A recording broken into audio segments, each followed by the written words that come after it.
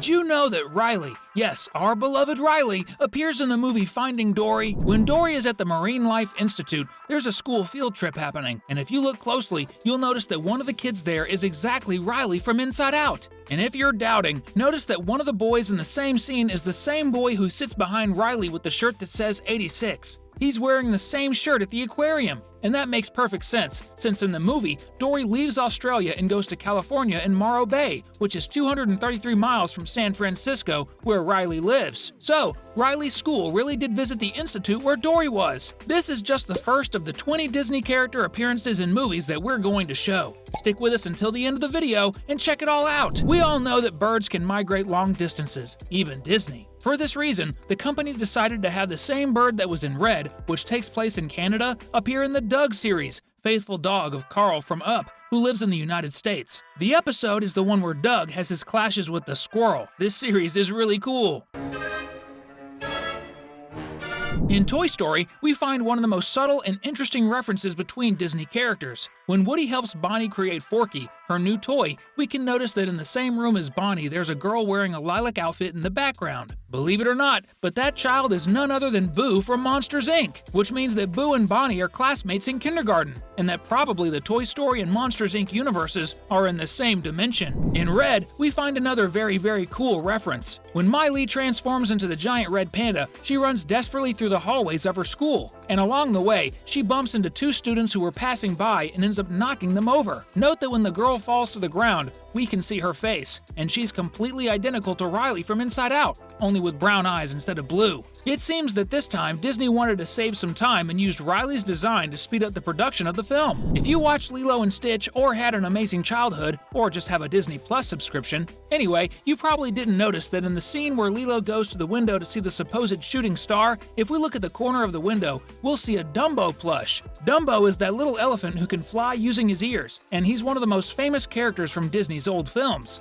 So, it's a historical reference. In Chip 'n Dale, there's no shortage of references to other Disney movies and cartoons, and to mention all the characters, we'd need a video just for that. So, let's talk about some of the more subtle appearances in the movie. For example, in the scene where the two brothers are in the evidence room trying to solve the case of missing animations, we see some really cool items. For example, on top is Mr. Potato Head himself. Or is it Mrs. Potato Head? Since it's not completely assembled, we can't say for sure, but it's definitely one of the two. In that same scene, in the evidence room, we can also see a really cool artifact, the top hat of Jiminy Cricket, who was Pinocchio's conscience in the classic film. Seriously, I never get tired of watching Disney movies. And you? And today, to honor the greatest animation and cartoon company in history that marked the childhood of millions of children, comment down below, #Disney.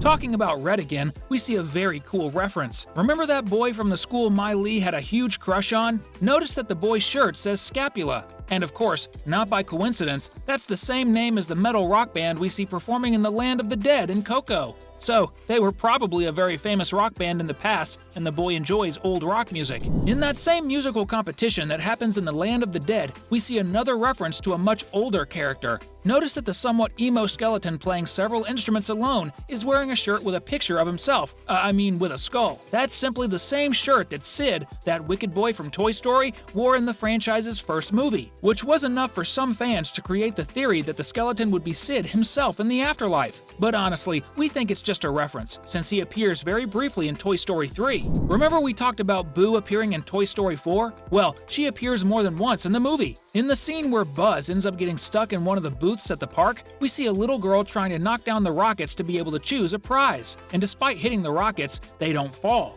When she looks at the park employee, we can see that it's the same girl who was in Bonnie's class. So, it's really Boo again. Now, let's talk about two Disney movies that take place almost exclusively in the sea, Moana and The Little Mermaid.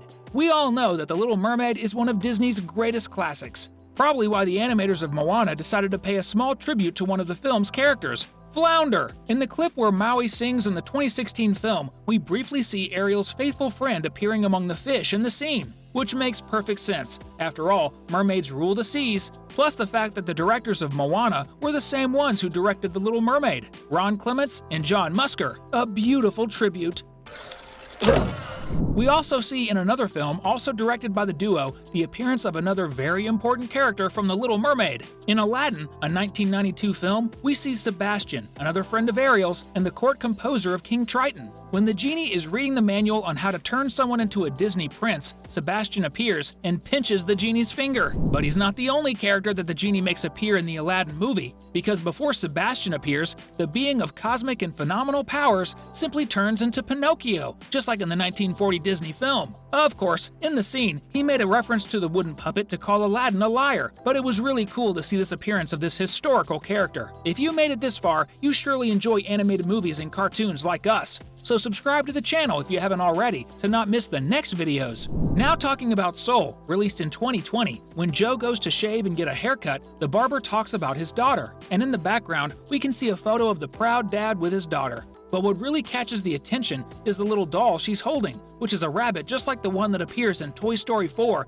and gets into conflict with Buzz. We just don't know if it's the same character or just a similar model. Aladdin's genie is not the only magical being from Disney who can change shape, because Maui can do it too, after recovering his magical hook that was with Tamatoa. And when he's transforming into various beings, we briefly see him turn into Sven, Kristoff's reindeer, Anna's romantic partner from Frozen. This is definitely a very cool crossover reference. In Coco, we also find another very cool crossover reference. When Miguel is running through the fair in his town, he passes by a street where several dolls are hanging. If you pause the scene and look closely, you'll see that these dolls are plush versions of Buzz and Woody, the two protagonists of Toy Story. It seems that Disney really likes references involving the toy franchise, and I love it when it does.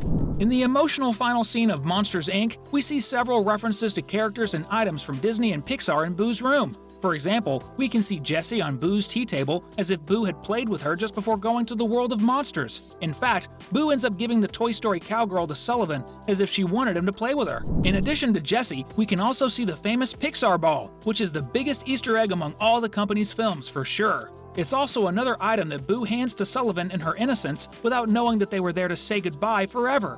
Poor Boo. And to finish the sad scene from the Monsters movie, one of the Disney character toys that Boo gives to Sully is a rubber Nemo figurine, one of those that make noise when squeezed. And the detail is that the Nemo movie hadn't even been released yet, which only happened 2 years later, which indicates that Pixar was already working on it when Monsters, Inc. was released. Since we talked about Nemo, in Finding Nemo, in the waiting room, we see a boy reading a magazine while waiting for his turn to be served. If you look closely, you'll notice that on the cover is the old version of Mr. Incredible from The Incredibles. He was probably reading a retro comic book of Pixar heroes. I don't blame you, because I also enjoy old comics. Every time I watch Pixar and Disney movies, I'm always attentive to see if I can find references to other characters and Easter eggs, because it's certain that they will appear. We're leaving 2 amazing videos that we're sure you'll enjoy watching. Watch both and then tell me which one you like the most. Thanks, and see you in the next video.